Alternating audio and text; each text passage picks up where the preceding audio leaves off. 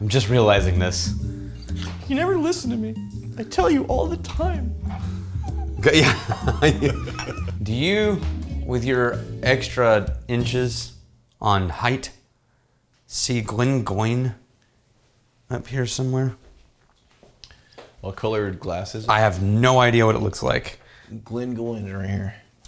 You found it. Thank you. That's I what was did looking it. for. Welcome to the Whiskey Vault. I'm Daniel. I am Rex, and we have a whiskey here. Yes. Wow. Now, 21 years old. yeah, this is a rare whiskey, but we're going to compare it to an easily accessible whiskey. Fair enough. From the same distillery. Fair enough. This is from Magnificent Bastard Greg Johnson. Greg Johnson, you magnificent Bastard.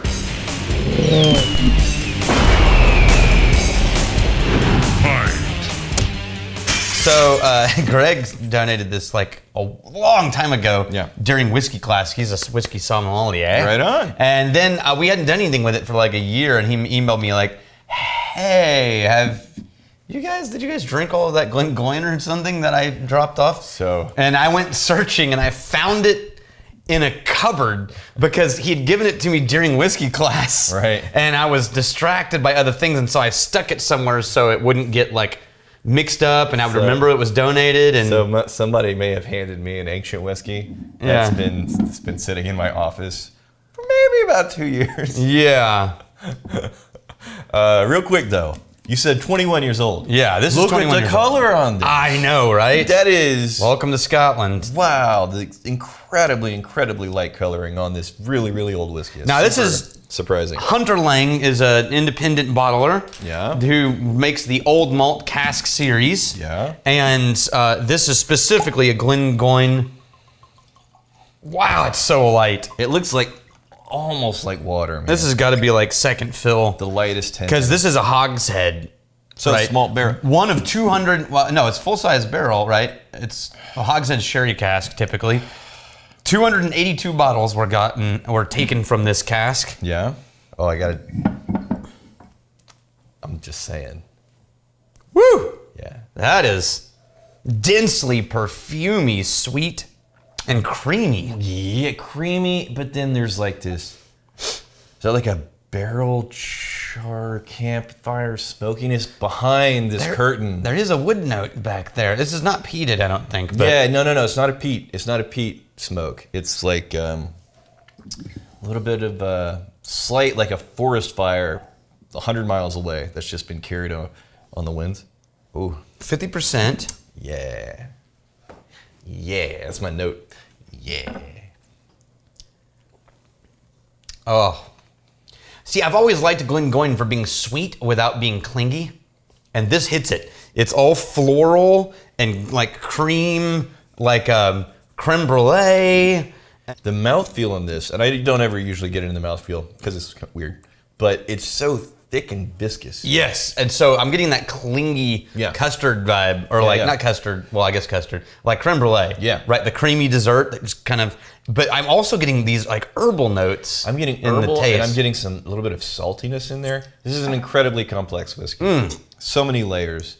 That as you drink it moment to moment, it's just evolving and changing and unfolding into a new presentation of flavors. I have always liked the Glengoyne distillery. Wow. And there's a story, if you've watched long enough, you heard me tell this exact story when we reviewed Glengoyne 12. Okay. But it's one of my favorite stories, right? Do we know if this is the same mash bill and process and everything, just an age statement difference? Yes. So how... Well, and this is going to be a blend of barrels, right? Okay. So this is 12 years old. Are they putting any E150 in there? Nope. Because look at that. Natural color from time and oak casks alone. Put it side by side. Yeah. But this is what happens when you, you mean bottles. Yeah, this is what happens when you're blending from a bunch of different types of casks. Right. And you're only doing one cask that's probably not a first fill. Look at that. Right? That is crazy. There's no coloring though. Wow. This is the older whiskey. It's just cask difference. That's the older whiskey. Yeah, by almost 10 years. That is so cool. So, first let's try, this was by the way from Dean Stone. Ages ago we reviewed. Thank you, Dean, thank you. Oh, wait. I grabbed the one next to the one I was looking at. This is what I meant to do. Oh, wait. All right, so it's still darker. This is proof. All right. Yeah, this is proof. Wait. Still darker. I'm all of a sudden not sure I poured the right one. Well, son of a bitch. Pour. You got. Oh, I did. No. I don't think you did. No, I think you need to pour it just in case for safety. For safety. I definitely did. Pour me one at least. No, That's mine. that's fine. For safety. Don't put your Yeah, nose in it's mine. the right one. That made me panic for a second. This is what happens when introverts are on TV. Is they're not actually paying attention to anything that's happening in front of them. They're just going through motions, and then later, Push the autopilot button. yeah, then later your brain's like, "What were you doing?" And you're like, "I don't know. Actually, it's not as big of a difference in color, but it's still pretty different." Oh yeah, right. No, and the difference in years for this one to be 21, this one to be 12. This one is be so much lighter, and the only difference is the type of cask that this whiskey rode into glory with. Woo! Way more bitey, way more of that smoke. And This might be lightly peated. fewer layers on the 12. It's still a lovely whiskey. There are two really cool things about Glengoyne that I love. One is the fact that they're actually a Highland Lowland distillery. Tell me. So their distillery is on the Highland side of the road. Their barrel houses are on the Lowland side of the road. It's really funny. And so they make their whiskey in the Highlands and age it in the Lowlands. That's the same climate. That's really good. But you know what I mean? Yeah. Which is, I think it's really fun. But my other favorite one is, I don't know if you know this, every year Isla has a whiskey party Yeah. that features Isla whiskeys. Do you remember what it's called? It's called the Isla Whiskey Festival. Is it? I thought it had some fancy Scottish name or something. No. No, there's got to be a No, Scottish. and all the distilleries release like special bottles for it. What did they call it in the original tongue? See, that's what I was thinking. Yeah, totally. So anyway, at one point, Glengoyne, during the Isla Whiskey Festival, Yeah. commandeered a boat, a ship. Okay. Wait, commandeered? Commandeered a ship and flew a Jolly Roger and set up and dropped anchor just off the coast of Isla with a ship full of unpeated whiskey. It's pretty good. And then invited people Right. to come out and drink unpeated whiskey Yeah. on the Glengoyne ship. Yeah. Right. At a certain point, That's pretty good. As they were leaving at the end of the festival, all of the head distillers of the Isla distillers gathered on the docks and like, Yeah. cheers, you know, they drank whiskey. But as they were leaving, one of them shouted, "It's been tremendous fun," they said, "but if you do it again, we'll break your legs." So that was the Glengoyne people? That was the Glengoyne people. So how great is that? I'm going to tell you right now. The Glengoyne, like I'm kind of digging the whiskey like it's an amazing whiskey. Yeah. And now that story is like, okay, this is pretty special. Yeah, Yeah. you just want to go hang out with them, don't you? No, it takes a special kind of bastard to get a ship, put up a pirate flag, Yeah. ride it right up into somebody else's festival with Yeah. wildly different flavors and Oh, styles totally. of making whiskey. Yeah. And they're like, hey, you want the good stuff? Yeah. Come over here. Come here on a boat. I love that. That's really good. So the difference between the two, the Glengoyne 12, you'll be well served. It's a beautiful whiskey. The 21, though, I will say, it's in a different tier. Yeah. It's another level of complexity and nuance and depth and richness, and even with the mouthfeel that I never talk about, it's just so much more thick. Yeah. So they don't use any peat smoke. Okay. Supposedly. Or at least according to the small... It's like a distant, like I said before, it's like a distant So what? forest fire and some saltiness mixed in with these fruit. That's got to be the sweet barrel notes. char.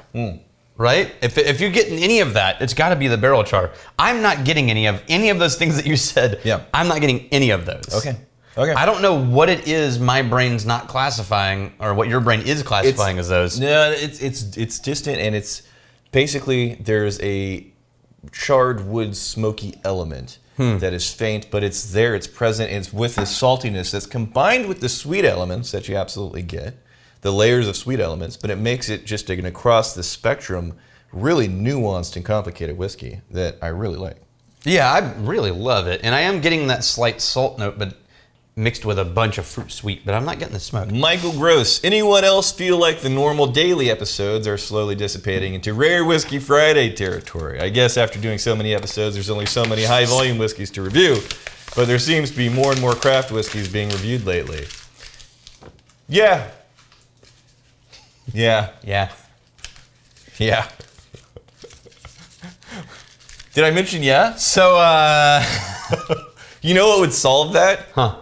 If everybody could ship their fucking whiskey. Oh. Then y'all could get the whiskey. Yes. If all these bullshit American liquor laws were removed, where we could actually review a craft distillery, and then you could all go buy from that craft distillery. If you liked it. Yeah. Man, can you imagine the amount of whiskey that would move? Yeah.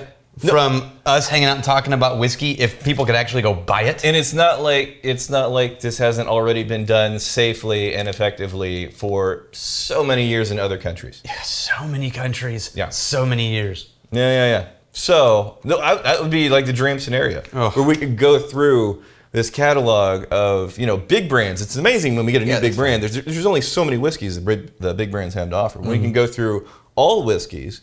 And we're very often finding these amazing like diamonds in the rough. Yeah. Here's what I would say. Even more so the last year with craft, it's just getting so good. Yeah. The YouTube whiskey community is pretty awesome. Yeah. And most of them spend a lot more time on the larger brands than we do. Right? Yes. And they're often on the front edge of early releases. Sure. Right? Because of our backlog of review stuff. If something comes out, you're going to see it on Scotch Test, you're going to see it on This Bourbon, you're going to see it on a bunch of other people doing great reviews. You're going to see it on our channel like 4 months later, right? And I tell that to anybody who sends, it's like, it's going to be a while. Yep. I feel like the role that we've sort of grown into a little bit, and I don't want to just give up on big brands, but I think when there's a big brand as the producer, okay, we got something that's going to have a built-in audience. People are searching for this thing. It helps all the YouTube algorithms. Right. But I feel like we've gotten a place I'm really proud of, which is the chance to shine a spotlight on small distilleries that most people will never be able to get, but that our people are so cool. They're sending us things to like, these are my favorite locals. Would you drink their whiskey? Well, the frustrating thing is, we say most people will never be able to get.